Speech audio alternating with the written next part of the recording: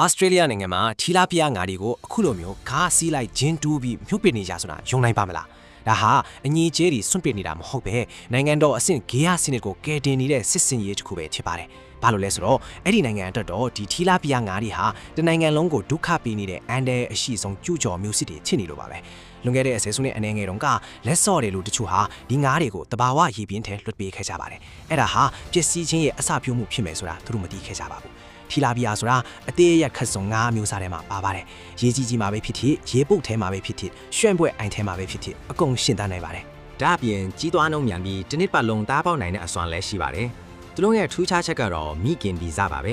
အန်ဒီယန်နဲ့ကြုံလိုက်ရင်အဖေနဲ့အမိငါးတွေဟာတားပေါက်လေးတွေကိုပါးဆက်ထဲမှာငုံပြီးချက်ချင်းကာကွယ်ပေးတတ်ကြပါတယ်ဒါကြောင့်မို့လို့သူတို့ရဲ့ရှင်တန်နှုံးကအစမတန်မြင့်မားလာပြီးဒေတာမျိုးရင်းငါးတွေဒါမရှင်နိုင်တော့ပဲနေစရာပြောက်ပြီးမျိုးတုံးလိုနီးပါဖြစ်လာရတာပါငါးကိုဘာလို့ဖမ်းမစားကြတာလဲလို့မေးစရာရှိနိုင်ပါတယ်ကျွန်တော်တို့စီမှာတော့ဒါဟာလူကြိုက်အငါးဆုံးငါးတစ်မျိုးဖြစ်နေတာကို